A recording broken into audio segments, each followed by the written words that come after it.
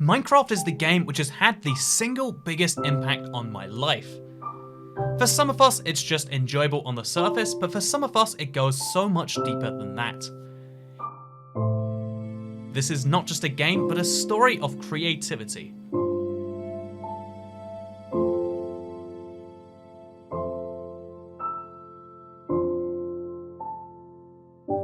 Recently, it was confirmed that Minecraft is now officially the best-selling game of not only the last decade, but of all time. This success seems to some to indicate one of the biggest passing waves of popularity ever, but if you take a look at the actual details of its rise and continued success, you'll find a game which is primed for fame and won't be lame even a century from now. This is a feat that Mojang themselves have said they are committed to, so the question becomes, how and why are they going to do it? And today I'm sharing a love letter I've written to Minecraft and the endless beauty found within.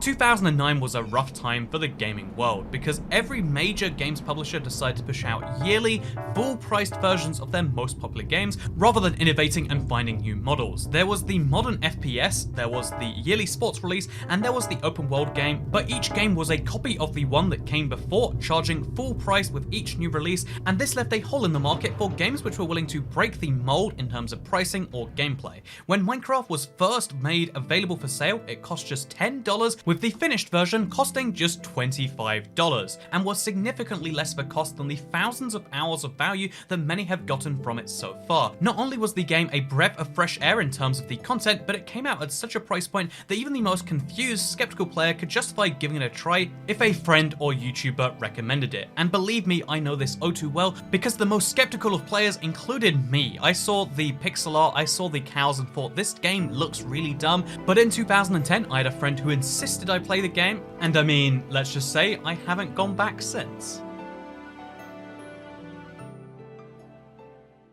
Less than $25 is a pretty good price for entry, but unlike every other game that charges you for expansion packs, DLC, season passes, or straight up gambling inside of the game to pay for the development, Minecraft charges that one price and provides an unlimited number of updates afterwards. Across all of the platforms Minecraft has released on, there are over 1,000 individual game updates, and not a single one of them has cost you, the player, money. Even after the game fully released and was counted as finished, the Java edition of the game has seen 15 major updates released, all of which take months of development time. These are provided to you, the player, for free and are a wonderful reason to get back into Minecraft after a long time away from it. Minecraft is a game anyone can play. First time? That's okay. There's a difficulty where you learn at whatever speed you may. If you literally don't own a single gaming device, you can still play Minecraft, even if you have to load it up on your fridge. And as well as being accessible everywhere and in every form factor, the game also makes great strides to be readily playable by anyone of any ability. And you can take that to understand that yes, Minecraft has a lot of customization options on how you play their game in terms of difficulty and in terms of how you run your Minecraft world, but it also has accessibility features like fully remappable controls. Useful for the average player, but an absolute necessity for players without full use of their hands. It's a rare feature to see in many games, sadly, but it is something available in every single version of the game. Another couple of examples would be the text-to-speech and the subtitles available in any part of the game, allowing players with poor hearing or poor eyesight to enjoy the game just as much as anyone else. Even as someone who isn't disabled, this is something I benefit from, and it sets a great example to the games industry, while also giving the rest of us the ability to customize and enjoy the game in the ways that we see fit.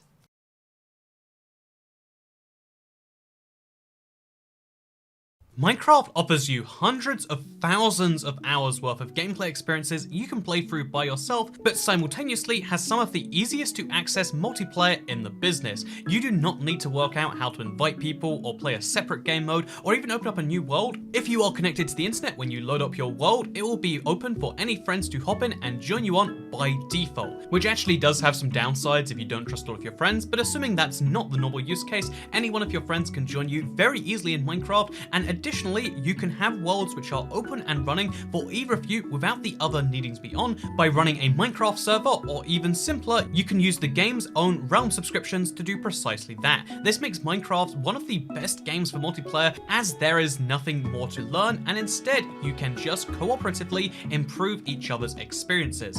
Everyone has a story about playing Minecraft with friends or a loved one for a long evening to work on a big project together, and the fact that a game which works so well in solo also translates perfectly into the multiplayer experience allows you to do something by yourself or with the company of others. It really doesn't matter. It is truly one of just a handful of games that can actually cater to those who enjoy gaming as a social experience while also being perfect for introverted people like myself without compromising on the gameplay whatsoever.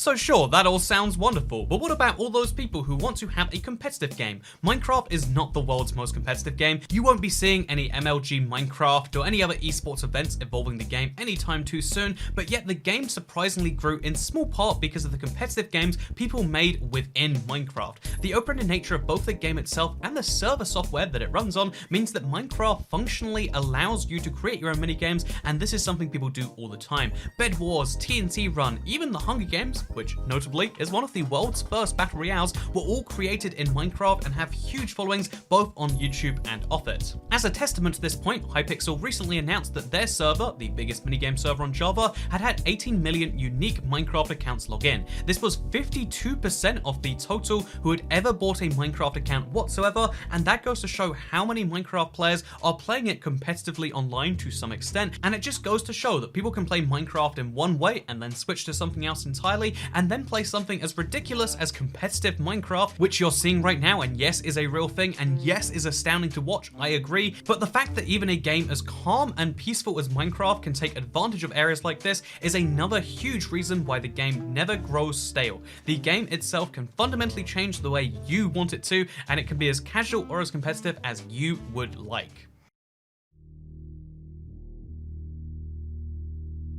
One of the big crises of 21st century living is a rise in depression and lack of awareness around the most crucial parts of mental health. This seems like a curious thing to mention alongside a video game, but one thing is clear about this particular cultural phenomenon, and that is that it can help in ways that matter most for a serious number of people. For instance, the number of autistic players who are unable to find solace anywhere else in their life but will find a perfectly ordered and under controlled world within this game is uncountable. The number of human beings who have had Minecraft there for them in the lowest point of their life is hard to measure also, although I can point to myself as an example of someone who's been deeply helped by the game through some of my lowest moments of the last decade. Have you ever had one of those days that you wish could just end, but you honestly just woke up? Going mining with a podcast is a perfect balance of soothing, productive, and functional. Do you feel like you just lost everything after a breakup? Your most prized asset of a bedrock to sky height sugarcane farm isn't a fungible asset as far as most divorce lawyers are concerned, and I'm not the only one with a story like this. Even in 2020, as humanity faces a dark hour, Minecraft is helping people stay indoors and build their worlds for hours at a time,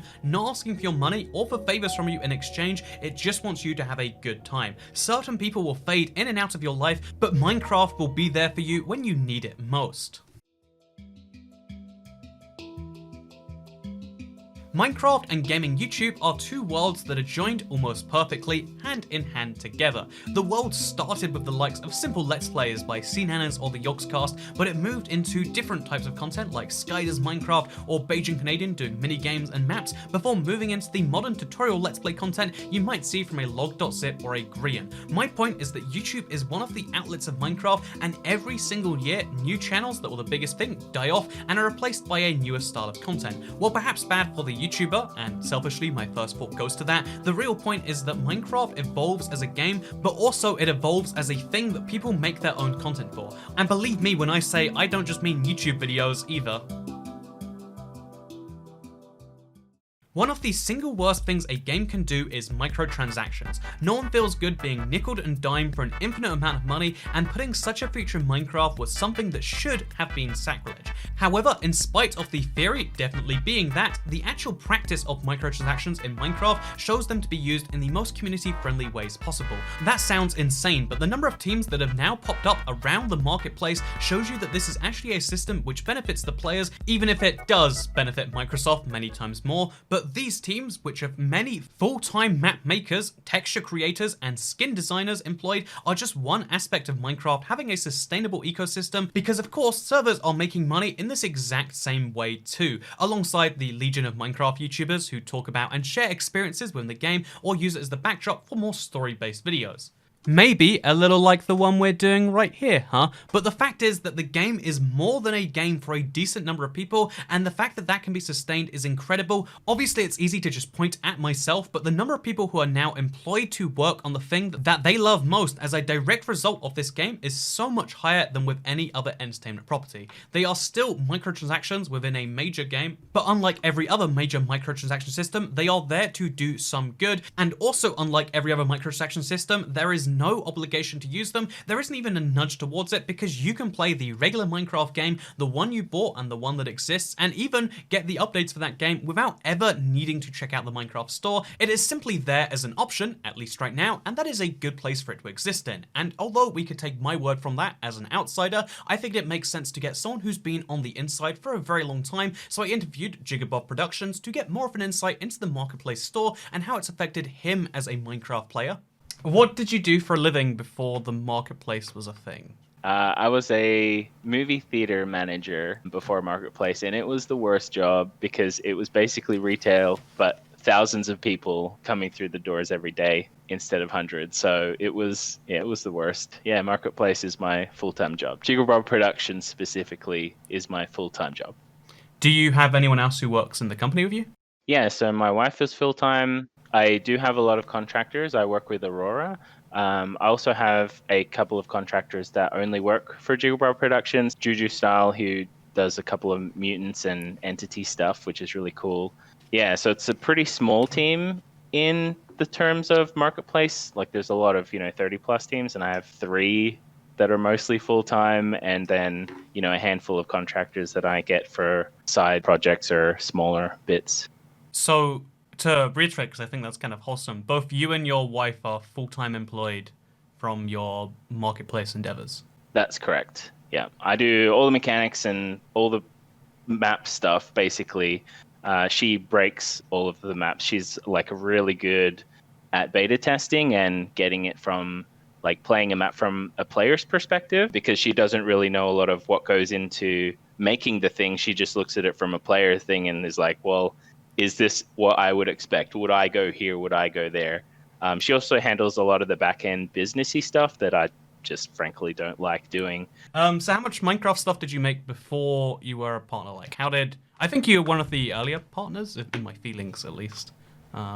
So at some point, because you made such, 7 years worth of Minecraft maps that were presumably for free on just Planet Minecraft or whatever else. Right. The transition from free to paid, how did that feel for you? Well, I actually was pretty weird about it at first, and definitely something that I still wrangle with today in terms of pricing something in general. Like if you look at, I think, all of my content across the board, I charge less per game time hour, I guess you would say, versus many of the others. Like I think all of my content is very fairly priced, and I think that comes from my first 7 years of free content. In 2014, Simburbia came out, and that was still one of the best things that I ever made. It is basically SimCity in Minecraft. Did super, super well. And in Java fashion, whenever they update command structure or whatever, they basically break everything from the previous update. And that has happened, and that still happens every time there's an update. Most of the maps break. On Java, right? So Simburbia came out. On Java, yeah. Correct, on Java, yeah. We'll get into that. Yeah. So Simburbia came out, best map I ever made, picked up by Kotaku, a bunch of other outlets, like super basically game in Minecraft, and then a couple of months later, a dot release comes out for Java that breaks like one of the core pieces of technology that I use for the map, breaking the map irreversibly. Yeah, so I was used to, getting, a year or two out of each map before having to update it. And, I was doing it for free, so I had to have a job like that actually paid for my rent and then still, do this as a hobby. And then that happened and just like crushed me. When you write a book and you put it out into the world, you don't want to have to rewrite any of those pages. Like you're done with it. Yeah. But then the marketplace happened and I thought, okay, well, if I'm getting paid for it, I could justify spending time doing updates. I wouldn't want to. I could justify it. And then, so in the calls with one of the head marketplace people, I said, are you going to break my content every update? Because honestly, I don't want to join if you're going to break my content every update. Mm-hmm. And they said, no, compatibility is like one of the cornerstones of what they want to do with Minecraft on Bedrock. That gave me the motivation, I guess, to be like, all right, let's do it. Let's see how it goes. So far, it's been really, really good as far as backwards compatibility is concerned. They've done all this stuff to make sure older content doesn't break. And every map that I've ever made is still on the store and they all still work. So yay! 3 years in running is incredible when you couldn't go 6 months on Java. Do you think the marketplace benefits Microsoft, Minecraft, Mojang more, or do you think it benefits the individual creators more? In its nature, it has to be self-serving, because if there was nothing in it for Microsoft, then why would they do it from a business perspective? I think the reasons that it exists are genuine, even if there is an upside for both them and for us. I upload stuff for free on MCPEDL, and I've downloaded stuff from MCPEDL because there's a lot of cool, fun content that's there.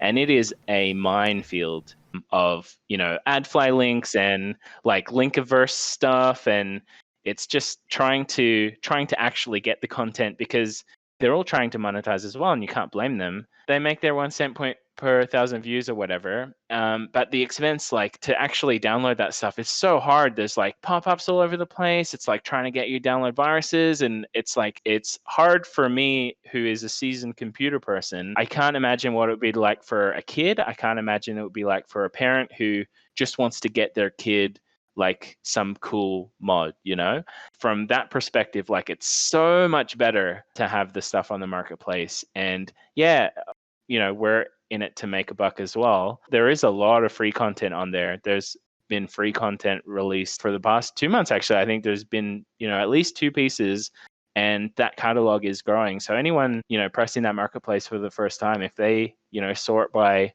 free, there's like at least 24 free things there right now that anyone can get. It's easy to be a skeptic and be like, well, they're just doing it for the money. Sure, they are, but it benefits everyone through the players, through the creators, and themselves. So how many jobs do you think are directly supported by the marketplace? Hundreds. Like if you look at how big Nox Crew is, they got 30 some people. Spark Squared has dozens of people. Blockception, like there's so many huge teams, and there's so many teams that are, smaller teams, but yeah, easily hundreds. Thank you for taking the time to answer questions, by the way, and this was a bit of a deep dive, but I hope that everyone enjoyed it. The ultimate beauty that I find in some of my 8-hour-long Minecraft sessions is that the gameplay loop perfectly matches up with what a happy life should include. There's some learning, there's some planning, and there's some hard work that goes into every major project you work on. If you do all of those things just right, you can create something worthy of feeling proud of, or even of showing off to the world. Unlike showing a picture of something you achieved in every other game, Minecraft survival builds are highly based around what you want to show about yourself. Want to make realistic, impressive builds? Great, but they're equally impressive, if not surpassed, by the creativity you can show with nearly every other style in the game. Minecraft is a simple game, but a game which allows you, the player, to make it as complicated as you would like to make it. You can imagine your own story, you can get involved in hardcore PvP, or indeed building contests, but you can also just sit back and make yourself a nice cabin to enjoy the view from. Minecraft is not just a game, it's a genre, it's a platform, it's something that, unless horrifically mismanaged, has the potential to be the Lego or model train set of an entire generation. The only reason a video game couldn't come along and take that spot is because every other major game of the time was dedicated to being not a game as a service, but as being a thing that was sold up front and that was leading you into buying the next version of that same game. I mean, Super Mario Bros. Is a series that's been running for 40 years, but it's a different game every single time. Mario might be the character from many people's childhoods, and it might be the series of many people's formative years, but it can never be the individual game because of the commitment to making new versions of it, and this is the same for any other major game that has sold very well. They are designed to be entertainment that can be consumed and is then gone. Minecraft cannot be consumed in its entirety. No matter how great you are at playing, no matter how many hours you sink into Minecraft a day, there is more you can find, there is more to be done, there is more beauty to be uncovered, and although you might fade out of Minecraft for a bit, as inevitably happens to everyone at some point with pretty much anything in their lives, the truth is people come back to Minecraft. Minecraft is one of the very few games that has that effect of bringing you back in, giving you the whole experience again, and then if you want to leave it, it lets you leave. There are no guilt mechanics, there is no daily login that you'll miss out on, and there's no world that will be destroyed in your absence. No, if you have the world file, you can spend as many years as you like, away from Minecraft, and you can still come back after that amount of time has passed. All of this is why I'm so sure that in 80 more years, when you or I are gone, Minecraft will still be here, and it will be just as beautiful or touching as that first day we loaded up the game. And I hope you will enjoy this video where you learned exactly why. As always, this is the YouTuber outro thing where I say liking the video helps, and subscribing of course is a great way to see more of these videos. This one took a lot longer than normal, so big thank you to Legendary Potato for editing it and putting it all together, and this is something I've needed to say for a very long time, so thank you to all of you for giving me a platform to put it out there into the world. Thank you so much for watching, and I'll continue to see you for the next 100 years or so for the next one. Goodbye.